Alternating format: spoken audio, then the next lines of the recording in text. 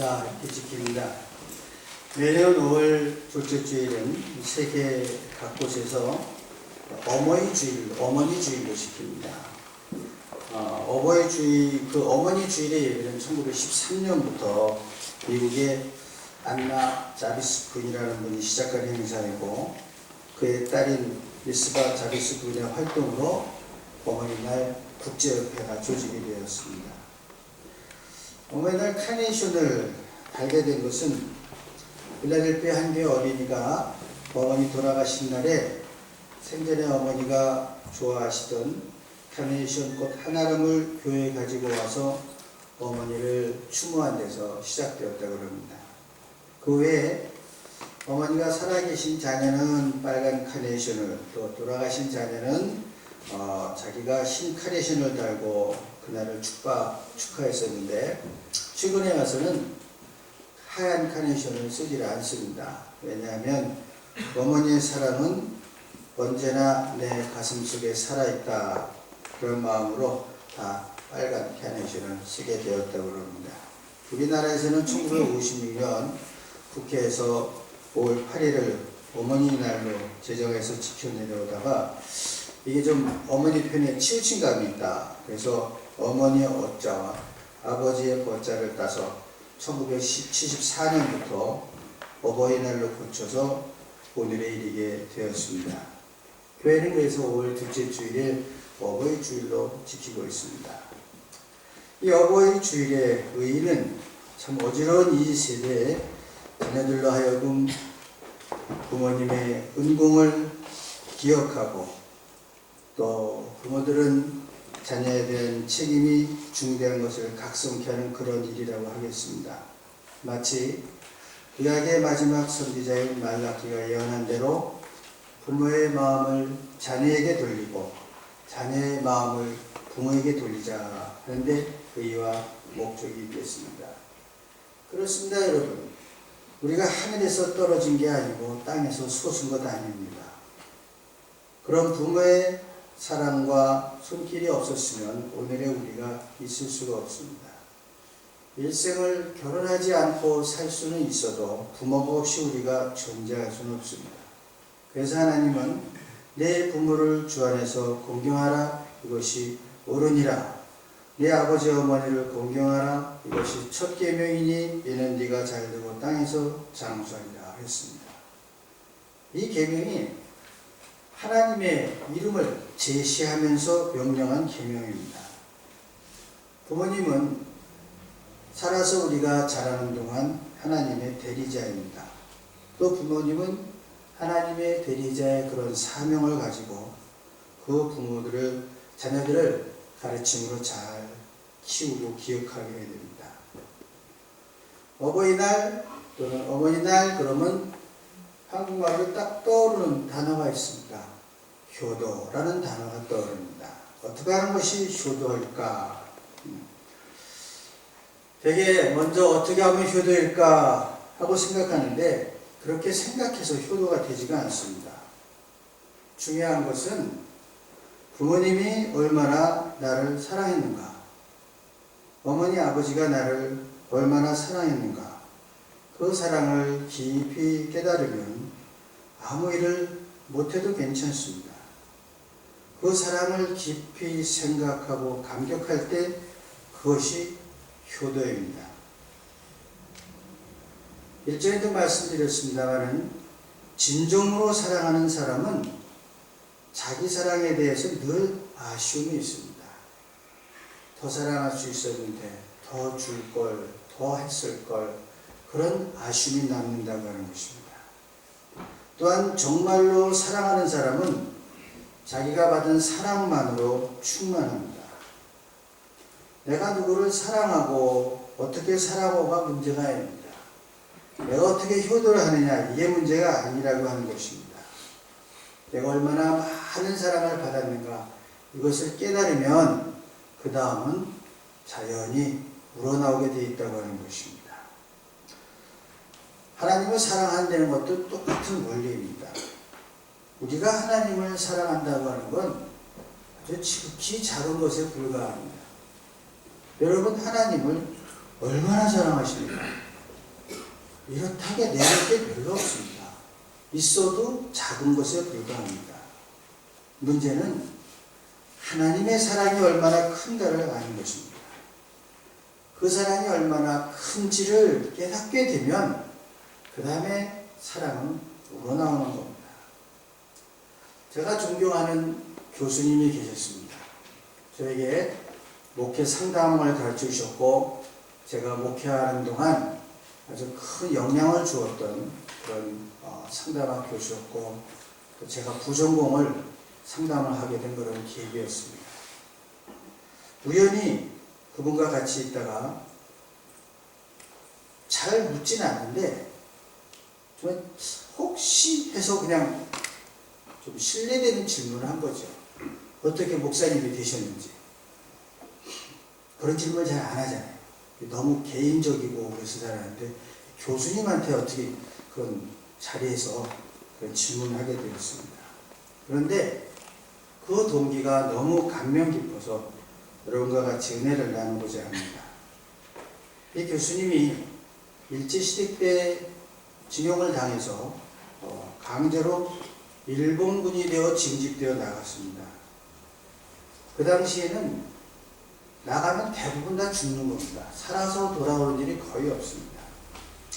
이 교수님이 자그마치 2년 동안 만주에서 복무하면서 몇 번씩 부상을 당하면서도 살아나서 1945년 해방을 맞이하게 되었습니다. 그래서 빨리 이제 고국으로 돌아오고 싶은데 그 다음에 이제 중국 역사를 아시는 분 아시겠습니다만 장가이석하고 모택동하고 전쟁이 일어난 통에 돌아갈 수가 없게 된 거예요. 길이 막혀서. 그래서 이 장교석 모택동 싸움 때문에 만주에 갇혀서 1년간 나오지를 못했습니다. 은근히 진짜 먹고 산 거죠. 그러다가 1년 후에 한국인들 추방명령이 내렸습니다. 그래서 귀국을 했을 때 해방 후에 1년이 지났으니까 이미 남과 북에 38선이 생겼어요. 북쪽에는 소련군이 점령하고 있었습니다. 근데 남으로 돌아온 이 교수님은 어머니가 북쪽에 계시니까 올라가 봐야 되겠는데 친구들은 올라가지 말라고 말렸습니다. 그럼에도 불구하고 만류를 무릅쓰고 북으로 올라갔어요. 언제 올라갔는가 하면은 이 마이파이어 페이라고 소련군들도 지킵니다. 그게 해방일이거든요. 노동절이라고 해요. 그래서 그 추운 축제인 메이데이를 기해서 이 소련군들이 술 먹고 축제하는 그 시간에 고향으로 올라갔습니다. 해방이 되고 1년이 지나도 아들이 돌아오지 않으니까 다 죽었다고 생각했는데 죽은 줄 알았던 자식이 돌아오니까 그 어머니의 기쁨은 말로 다 표현할 수가 없었습니다. 늦게까지 어머니와 이런저런 이야기하고 밤늦게 자기 방으로 건너가서 자려고 하는데 하나 있는 여동생이 자기 방에 들어와서 오빠 이불에 누워 자기 전에 이 말 한마디만 듣고 주무십시오. 그게 뭐냐 그랬더니 이게 지금 만주에서 3년이 있다 왔잖아요. 그 3년 만에 만난 오빠와 누이 동생의 첫 번 대화입니다. 무슨 말이냐 그러니까 오빠가 징집되어 끌려가던 그날부터 오늘까지 어머님은 한 번도 이불을 깔고 누워 주무신 적이 없다는 거예요. 그러니까 그냥 기도하다가 방바닥에서 주무신 거예요. 말이 3년이지 3일도 3주도 3달도 이불을 깔지 않고 기도하다 잠든다는 건 참 힘든 일입니다. 그 3년 동안을 밤낮 기도하시고 새벽이면 교회 나가서 기도하시면서 아들이 돌아올 날 그 아들을 위해서 기도했다고 하십니다. 이 말씀을 듣고 교수님이 코끝이 찡하며 눈물이 돌았습니다. 그래서 그 다음날 아침에 어머니 이불도 깔지 않고 기도하다 주무셨던 말씀 들었습니다.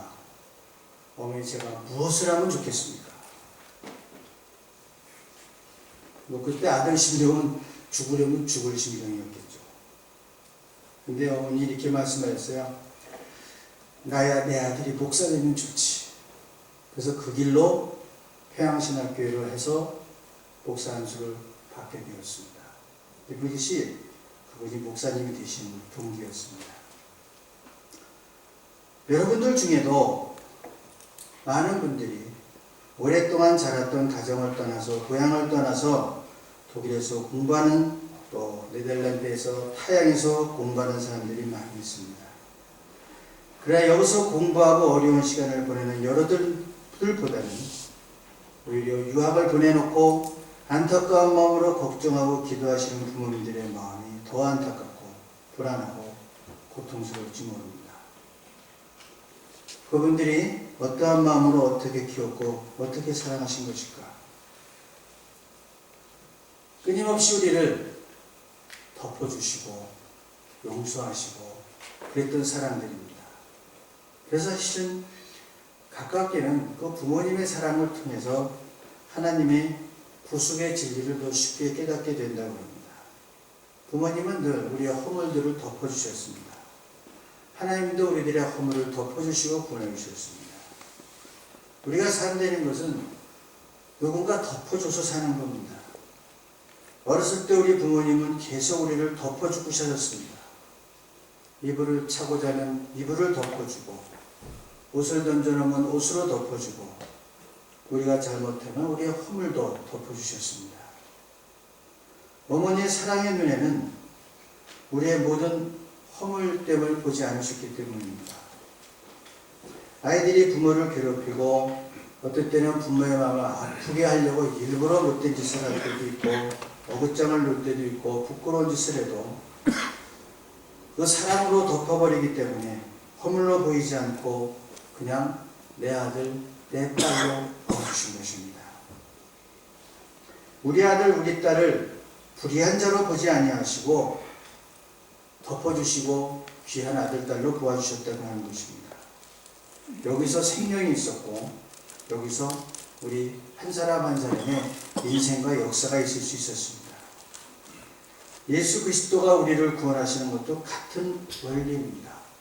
그리스도께서 십자가의 피로 우리의 허물을 가려주셨기 때문에 그냥 예수님만 바라보면서 하늘나라에 가는 것입니다. 베드로도 마찬가지고 바울도 마찬가지입니다. 세상에서 버릇 고쳐서 천당에 간 사람은 하나도 없습니다. 바다를 잠잠케 하시고 죽은 자를 살리시는 하나님으로 세상에서 버릇 고쳐서 천국에 데려간 사람은 없습니다. 그냥 십자가의 피를 흘려서 내 허물과 죄를 덮어주시고 내 죄를 보지 않겠다 하셔서 데리고 가신 것입니다. 이 생각 속에서 우리가 삶의 원리를 깊이 깨달아야 됩니다. 가정의 교육과 모든 교육의 근간이 되는 그 가정의 변화는 이 십자가의 덮는 사랑을 깨달을 때야 이해가 됩니다. 여러분 가정생활 하면서 버릇 고쳐서 행복해진 부부 있습니까? 이 버릇 고치다가 불행해진 사람이 더 많습니다. 생긴 그대로 살면서 허물이 있으면 덮어주고 내 남편, 내 아내, 내 아들, 내 딸이라고 살았기 때문에 행복이 있는 것입니다. 오늘날 이 사회의 강팍함은 바로 이런 덮어주는 사랑이 없어서 그렇습니다. 그런데 그 덮어주는 사랑의 원형이 우리가 잘 온 어머니의 사랑이었다고 하는 것입니다. 그 말씀으로 키우고 덮어주고 키우고 기도해주고 키워서 여기까지 온 것입니다. 아무것도 아닌 것 같아도 결정적인 순간마다 어딘가서 우러나오는 게 바로 그때 받은 사랑이었습니다. 그때 들었던 말씀이었고 그분의 기도였다고 하는 것입니다. 요즘은 잘 쓰는지 안 쓰는지 모르겠는데 예전에 온 국민이 쓰던 모나미 볼펜 153이라고 있습니다. 지금도 나오긴 나오더라고요. 제가 한국 가서 보니까 있더라고요. 근데 워낙 좋은 볼펜이 많으니까 그거 쓰는 사람이 별로 없습니다만 이 모나미 볼펜을 만든 사람이 송삼석이라는 정동제일교회 장로입니다. 아시는 분도 아시겠지만 왜 볼펜 이름이 153일까? 1960년대에 박정희 군사정권이 대국민 인기전술의 하나로 국제박람회를 개최했습니다. 그때 제가 그 자리에 있었습니다. 그리고 그때 받아온 기념품을 제가 아직도 가지고 있어요. 한국에서 처음으로 한 세계 박람회였거든요. 그래서 제가 역사의식이 있으니까 이런 물건들을 잘 수집을 해놨어요. 박람회라고 써있는 그런 느낌이었어요. 그 당시에 문구류를 수집하던 회사를 경영하던 이 장로님이 그 문구류를 구매처인 일본 회사 전시를 맡아서 도와주고 있었어요. 그런데 그때 일본 직원들이 와서 쓰는 필기도구가 바로 볼펜이라는 것이었습니다. 당시에 우리가 쓰는 필기도구는 붓, 연필, 만년필이에요. 제가 쓰던 것도 역시 연필과 만년필이었습니다. 그러니까 중학교를 들어가면 큰 선물이 만년필이었죠. 비싸서 쓰는 사람이 많지가 않았어요. 그런데 그 일본 직원이 쓰는 볼펜을 보니까 이게 물에 번지지도 않고 가격도 싸고 괜찮을 것 같은 거예요. 그래서 이 박람회가 끝나고 이 송 장로님이 일본 회사 사장님을 만나서 상의를 했습니다. 우리도 그 볼펜을 만들고 싶다. 그러니까는 그 일본 회사 사장님 공장은 있습니다. 우리는 물감 만드는 공장이 하나 있습니다. 그러면 유성잉크 제조가 가능해요. 그 다음에 유성잉크라는 게 한 게 없었어요. 다 수성이지. 유성잉크 제조가 가능합니까? 아직 만들어 본 일이 없습니다. 그러면 볼펜의 그 볼이죠. 조그만 구슬이요. 앞에 있는 게 볼이거든요. 볼펜, 볼은 만들 수 있습니까? 지금은 불가능합니다. 이 나카다 사장이라는 사람이 표정이 어두워지는 거예요. 아무것도 없잖아. 유성잉크도 없고 볼도 없고 공장도 없고. 그때 이분이 그렇게 대답했다고 해요. 지금 당장 할 수 있는 것은 없습니다. 그러나 우리에게는 볼펜을 만들 수 있는 가능성과 열정이 있습니다. 제가 이번에 전개를 읽으면서 대체 이런 말을 어떻게 할 수 있었을까? 장사하는 사람들이 할 수 있는 얘기는 아닙니다. 이건 확실히 기독교 교육의 역량입니다. 어려서부터 할아버지의 뜻을 따라서 미션 스쿨을 다녔고 원하지만 자유로운 아버지의 신앙교육을 받았고 그리고 어머니 기도의 열매입니다. 가능성과 열정 하나를 보고 기술 이전을 해주기 시작했습니다. 그래서 딱 3년 후에 1963년 5월 1일 꿈에 그리던 볼펜을 생산할 수 있게 됐는데 이름을 붙여야 되죠. 근데 모나미라는 이름은 이제까지 다 한국에서 인지도가 있는데 그냥 모나미 볼펜 그러기엔 너무 허전해. 그런데 평소 습관대로 성경을 읽고 묵상을 하는데 요한복음 21장 11절의 말씀이 눈에 확 들어오는 거예요. 예수님과 베드로의 이야기입니다. 모나미 볼펜 이름에 베드로가 잡은 물고기의 숫자와 똑같은 153마리 153을 붙이기로 했습니다. 시몬 베드로가 올라가서 그물을 육지에 끌어올리니 가득히 찬 고기가 153마리라 이같이 많으나 그물이 찢어지지 아니하였더라. 모나미 153 볼펜은 하나님의 뜻, 즉 순리에 따르면 베드로의 그물이 찢어지지 아니한 것 같이 뒷일을 걱정하지 않아도 좋다는 뜻으로 사용했습니다. 말만 그렇게 한 것이 아닙니다. 이름만 153을 붙인 것이 아니라 실제로 이 송강 장로님은 그 기업 정신을 일해서 큰 기업을 운영하면서 그 한창 부동산 열기가 이를 때 부동산 투기 한 번 안 했다고 합니다. 실제로 그가 꿈꿨던 것처럼 중고등학교, 공무원, 군인들 이 볼펜 안 써본 사람이 거의 없을 것입니다.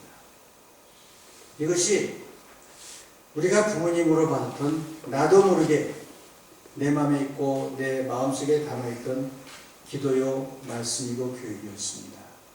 지금의 우리가 여기 있는 것이 그냥 되어진 것이 아니라 그분들의 말씀과 가르침과 기도였다고 하는 것입니다.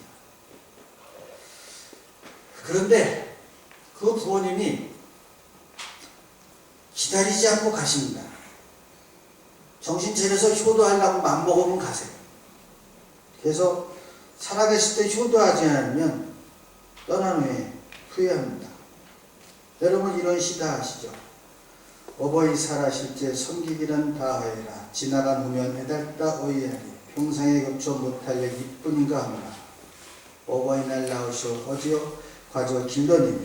이 두 분 아니시면 내 몸나서 어질 소냐. 아마도 지극한 운동은 못 내가 파하며. 내가 철이 들고 자식을 키우며 부모의 사랑을 깨달을 때 부모님은 우리를 기다려 주시지 않는다고 하는 것입니다.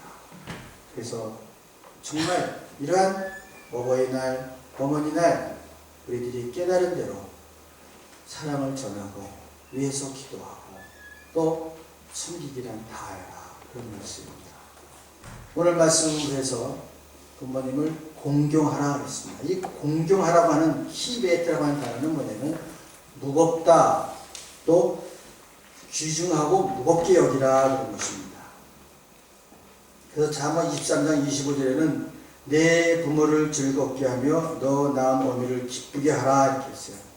출애굽기 20장 12절 말씀은 내 부모를 공경하라. 그리하면 너의 하나님 나 여호와가 내게 준 땅에서 내 생명이 길리라. 신명기 5장 16절에는 너는 너희 하나님 여호와의 명한 대로 내 부모를 공경하라. 이건 부탁이 아니고 명령형입니다. 하나님은 이 효를 인간 윤리의 계명에서 가장 중심에 두었습니다. 왜냐하면 사람이 태어나서 제일 먼저 맺는 인간관계가 부모와 자식 간의 관계입니다. 그렇기 때문에 그 바른 관계를 가져야만 그 다른 관계들도 바르게 관계가 맺어질 수 있습니다. 그래서 부모에 대한 효가 살아있고 정신이 살아있으면 그 사회도 살아있지만 이게 무너지면 그 사회도 무너진다고 하는 것입니다.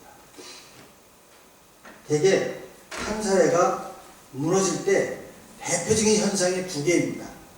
이게 역사를 봐도 서양사를 봐도 동양사를 봐도 똑같은 현상인데 어떤 사회가 무너질 때 나타나는 현상이 뭐냐면 효도가 무너지고 성적인 질서가 무너진다는 겁니다.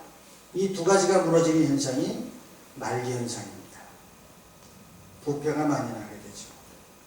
그래서 젊은 사람들은 나이 드신 분들을 부모님도 그렇고 공경하고 또 그 지혜를 높여야 됩니다. 그분들에게는 깊은 지혜가 있거든요. 지금 돌아가신 장한호 교수님이 장한호 교수님 딸인 장영희 교수가 쓴 글이 있는데 참 재미있어서 제가 한번 읽어드릴게요. 젊은 사람들은 청바지를 입고 늙은 사람들은 빨간 넥타이를 맨다. 젊은이들은 할 일이 많아 빨리 걷고 늙은 사람은 들어져 걷는 것을 즐기면서 천천히 걷는다.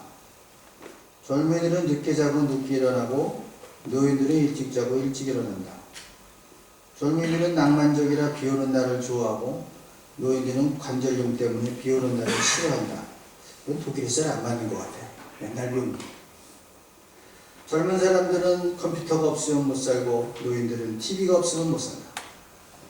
젊은 사람들은 헤비메탈을 좋아하고 늙은 사람들은 발라드를 좋아한다. 젊은 사람들은 친구를 군대에 보내지만 늙은 사람들은 친구를 천국에 보낸다. 가만히 읽어보니까 제가 옛날에 이거 읽을 때는 앞에 내가 속했다고 생각했는데 지금 보니까 전부 뒤에가 있어요. 참 희한하죠. 똑같은 글인데 전에는 내가 앞에 있다고 생각했거든요. 그래서 앞에 게 난가 보다 그랬는데 요즘 읽으면 이게 뒤에 있는 게 나아요. 또 그 생각들을 이렇게 얘기를 했습니다. 젊은이들은 운명을 개척하려고 노력하지만 늙은 사람들은 운명에 복종한다.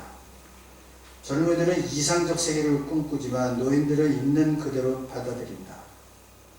젊은이들은 정직하지만 구시대는 가끔 위선적이다. 또 노인들은 몸은 약해도 정신은 강하지만 젊은이들은 몸은 강해도 정신력이 약하다. 노인들은 자신감이 없지만 그것은 삶의 슬픔과 고통을 알기 때문이다.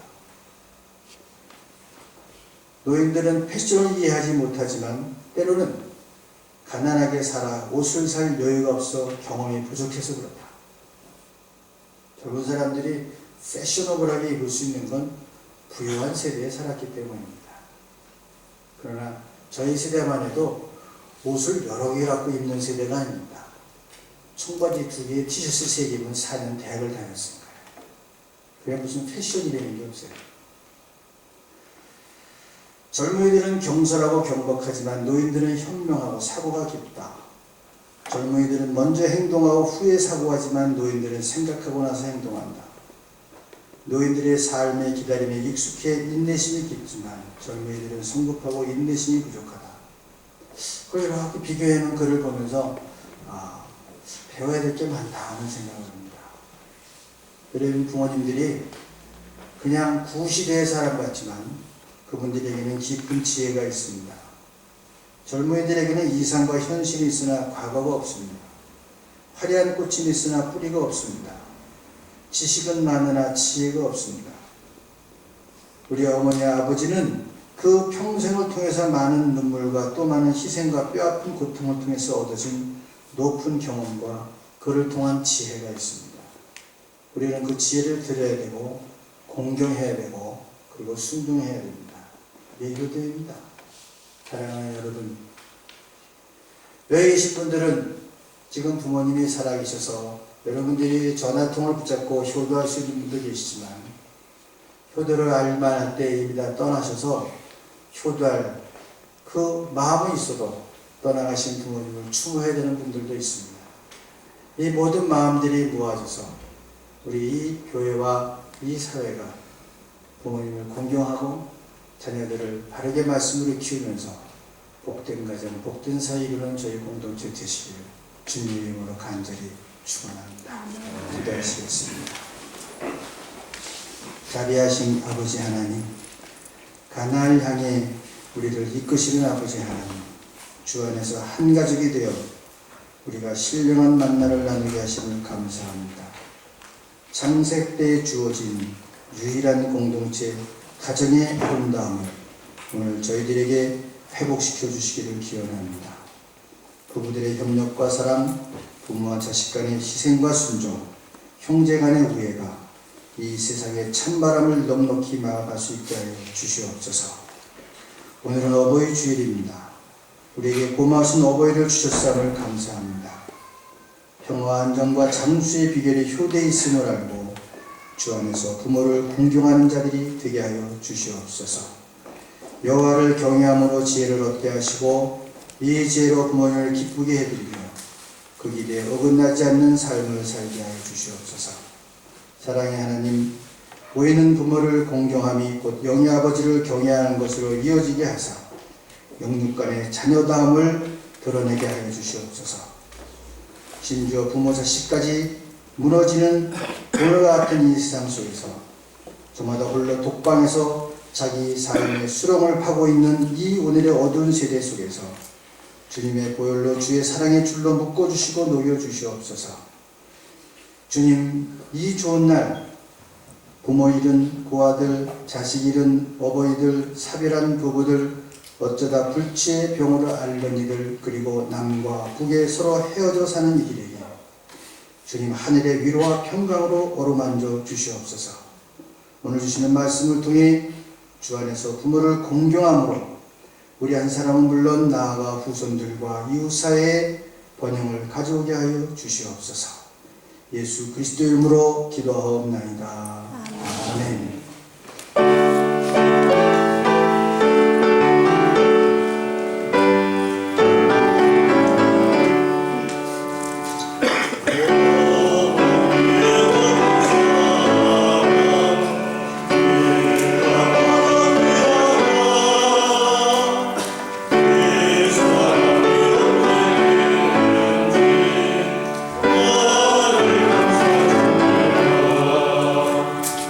Oh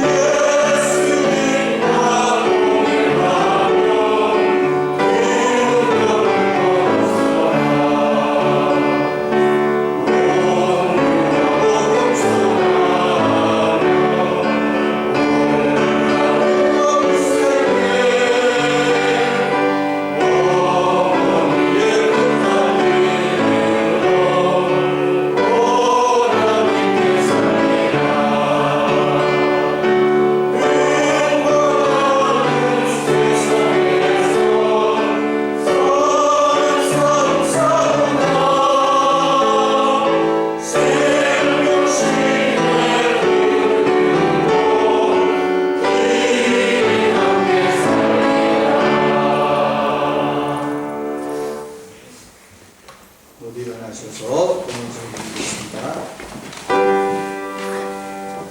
모든 것이 주께로부터 왔으니 이 이름을 주께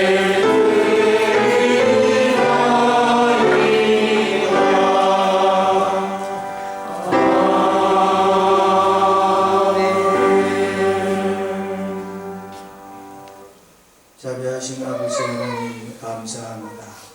어버이날을 허락하셔서 우리에게 주신 귀한 생명과 어머니의 손길과 아버지의 사랑과 영원하신 나의 아버지 하나님을 기억하게 하시니 감사합니다. 오늘도 주님의 은혜를 감사해서 허락하신 제물 가운데 주님의 것을 성별하여 드립니다. 하나님 기뻐 받아주옵시고 이 예물이 쓰여지는 것을 함께 하셔서 주님의 나라 복음의 역사가 왕성케 하여 주시옵소서. 사랑하는 성도들 제물로 인해 시험 들지 않게 하시고 바치는 손길이 기쁨으로 헌신하는 손길이 되게 하여 주시옵소서. 오늘 같이 하지 못한 자녀들을 기억하여 주시어서 일터에서나 가정에서나 영상에서나 여행 중에 있는 모든 성도들 같은 애를 함께 해주시고 말씀과 기도의 자리 굳건히 지켜 주님의 이 포도나무에 굳건히 붙어있게 하여 주시옵소서. 주님, 몸이 연약한 성도들을 주님 안수하여 주시고 마음이 상한 자들을 하나님 안위하여 주시어서 영육간의 강건함을 회복시켜 주시고 아름답게 다시 헌신할 수 있도록 축복하여 주시옵소서. 사랑하는 교회를 지키시고 인도하시니 감사합니다. 아버지 하나님, 어두운 이 세상 속에 캄캄한 이때에 주님의 빛을 틀어내는 교회 되게 하여 주시옵소서. 하나님께서 주인 되셔서 말씀과 기도의 역사가 있게 하시고 성령으로 충만케 하셔서 세상에 주의 말씀 전하고 주의 영광 드러내는 교회 되게 하여 주시옵소서. 오늘도 바치는 손길에 함께 해주실 것을 구하며 예수 그리스도 이름으로 간절히 기도하옵나이다. 아멘.